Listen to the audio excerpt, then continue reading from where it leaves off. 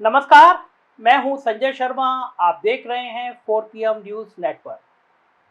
Bharatiya Janata party में सबकी नज़र 2024 पर टिकी है। मतलब दिल्ली दरबार की ताजपोशी 2024 में होगी।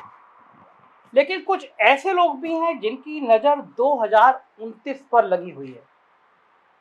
जिनकी नज़र 2024 पर है, उनके राजनीतिक कैरियर के लिए 2024 में मोदी का जीतना ही सब कुछ है, क्योंकि तभी उनकी सियासी गाड़ी आगे बढ़ेगी।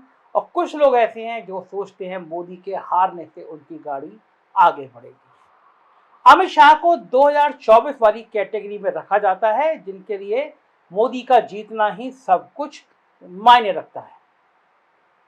लेकिन कुछ ऐसे लोग भी हैं जिनके लिए 2029 ज्यादा महत्वपूर्ण है, पर उनके लिए 2029 तभी महत्वपूर्ण बन पाएगा जब 2024 में मोदी एंड कंपनी की नैया डूब जाए, क्योंकि तभी उन्हें मोदी के सिपह सलारों को मात देकर आगे बढ़ने का मौका मिलेगा। ये राजनीति है, ये राजनीति के चौसर है, ये राजनीति का शतरंज है। यहाँ पे आप जब दूसरे का मोहरा पीटते हैं, जब आप दूसरे के विकेट गिराते हैं, तभी आपको आगे बढ़ने का मौका मिलता है। उदाहरण के लिए मैं पिछले दौर के, पिछली राजनीति के कुछ चीजें आपके सामने रखता हूं। यूपी में जैसे जैसे भाजपा का ग्राफ गिरता गया, वैसे वैसे एक दौर में राजनाथ सिंह का राजनीतिक कैरियर ऊपर उठता चला गया। याद कीजिए वही 12 साल 2002 से 2014, जब यूपी में भारतीय जनता पार्टी रसातल में थी। उसी दरमियान राजनाथ सिंह दो बार भारतीय जनता पार्टी के अध्यक्ष, देश के गृह मंत्री तक बने। 2014 में यदि कुछ सीटें कम रह जाती तो शायद राजनाथ सिंह देश के प्रधानमंत्री बन जाते। दूसरा उदाहरण नरेंद्र मोदी का है। पूरा देश इस बात को जानता है कि यदि 2004 में अटल बिहारी वाजपेयी की वापसी हो जाती तो नरेंद्र मोदी को वो कल्याण सिंह की तरह निकालकर बाहर रख देते। वाजपेयी ने तो 2004 हारने के बाद भी मोदी को हटाने की मांग की थी और नहीं माने जाने पर रूठकर मनाली चले गए थे। अगला वाक्य 2009 का है, जब पहली बार लाल कृष्ण आडवाणी प्रधानमंत्री पद के घोषित उम्मीदवार के रूप में लड़ रहे थे। लेकिन उस दौर में मोदी ने गुजरात में पूरे मन से मेहनत नहीं की। यदि मोदी ने मेहनत की होती तो भारतीय जनता पार्टी को राज्य की 26 सीटों में से केवल 14 सीटें ही नहीं मिलती। बिल्कुल ऐसे ही हालात में आज उत्तर प्रदेश में भारतीय जनता पार्टी खड़ी है। 2024 में भी योगी आदित्यनाथ के सामने आगे कुआं पीछे खाई की स्थिति है। यदि भारतीय जनता पार्टी यूपी में भी 2014 और 2019 का प्रदर्शन दोहराती है, जब प्रचंड बहुमत आया था, तो योगी आदित्यनाथ के दिल्ली जाने का सपना हमेशा के लिए टूट जाएगा, या ये कहूं कि बहुत परेशानी में हो जाएगा, क्योंकि तब मोदी के उत्तराधिकारी के दावे पर अमित शाह की स्वाभाविक मोहर लग जाएगी। तब अमित शाह को संघ भी नहीं रोक पाएगा। लेकिन यदि यूपी में भाजपा का रथ पंचर कर दिया गया तो इतना तय है कि संघ और भाजपा को 2029 की बिसात बिछाने के लिए योगी आदित्यनाथ के चेहरे के अलावा कोई चारा बचेगा नहीं। बिल्कुल वैसे ही जैसे 2013 में संघ के पास मोदी की दावेदारी को स्वीकार करने के अलावा कोई चारा बचा नहीं था। लेकिन महत्वपूर्ण सवाल यह है कि क्या योगी आदित्यनाथ में इतनी दूर तक देख पाने की राजनीतिक समझदारी है? देखिए, मैं योगी आदित्यनाथ की क्षमता पर कोई सवाल नहीं उठा रहा, लेकिन आम लोग और खासकर भारतीय जनता पार्टी में मोदी कैंप के लोग ये बात जरूर प्रचारित करते हैं कि योगी कोई पॉलिटिशियन थोड़ी ना है, वो तो एक मठ के महंत हैं।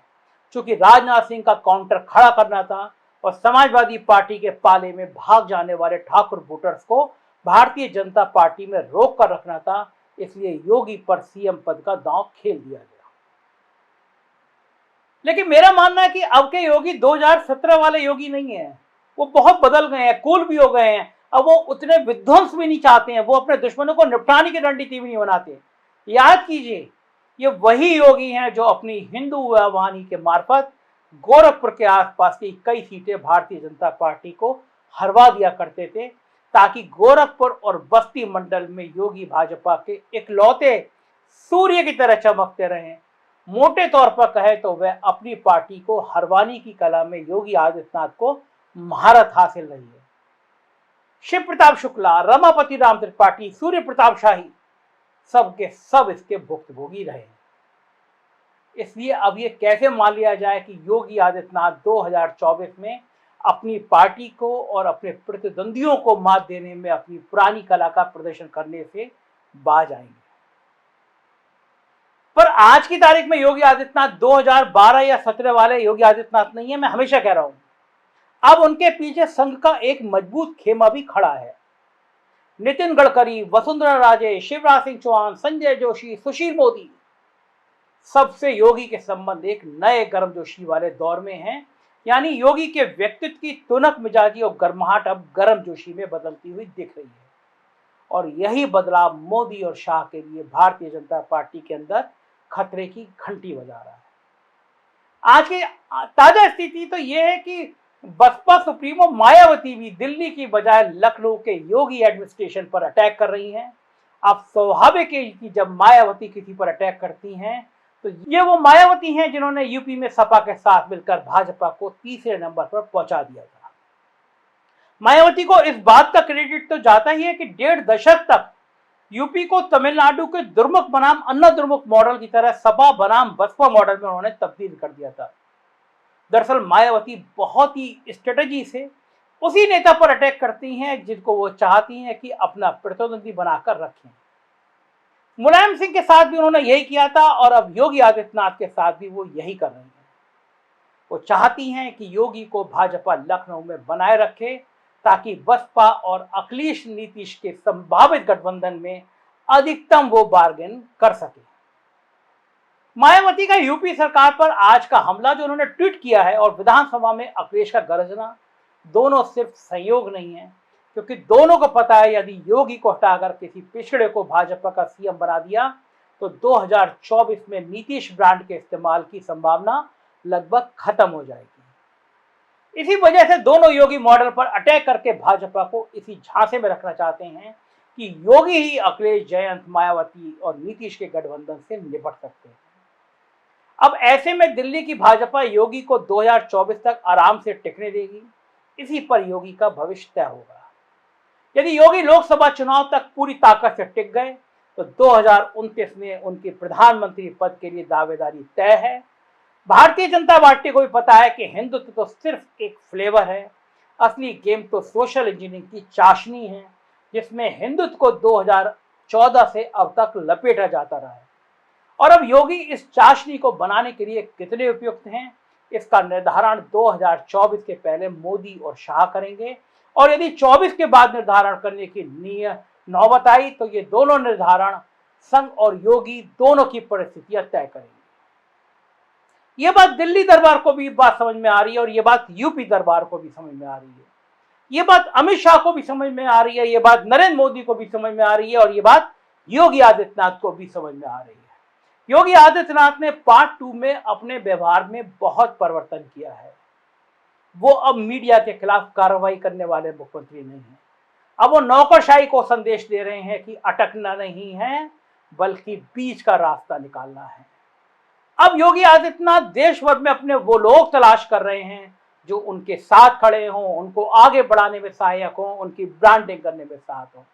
और ये बात दिल्ली को भी पता है, दिल्ली की इंटेलिजेंस रिपोर्ट को भी पता है और मेरे पास आईबी के बहुत सीनियर अफसर ने मुझे बताया कि इस तरह की एक रिपोर्ट भी दी गई है भारत सरकार को, मतलब अमित शाह को कि योगी प्लान 2024 है क्या। तो जाहिर है 2024 का योगी प्लान मोदी और शाह के लिए जितनी चुनौती लेकर आएगा योगी आदित्यनाथ के लिए भी उतनी चुनौती लेकर आएगा, क्योंकि योगी आदित्यनाथ हिंदुत्व के वो बड़ा ब्रांड बन गए हैं जिनको आरएसएस, जिनको विश्व हिंदू परिषद भी अब दिल्ली की कुर्सी तक पहुंचाना चाहता है, लेकिन रास्ते में मोदी और शाह जैसे ताकतवर लोग हैं। होगा क्या, हम आपको बताते रहेंगे। देखते रहिए 4PM न्यूज नेटवर्क। एक रिक्वेस्ट और है आपसे, यदि आपको उत्तर प्रदेश की खबरों में इंटरेस्ट है तो हमारा चैनल 4PM यूपी जिसका लोगो आप देख रहे हैं उसको सब्सक्राइब करिए। बिहार की खबरें चाहते हैं तो 4PM बिहार को सब्सक्राइब करिए। देखते रहिएगा 4 PM, यही चैनल है जो गोदी मीडिया नहीं है, सच और खरी खरी बात कहता है। सपोर्ट कीजिएगा, सब्सक्राइब करिएगा। Thank you.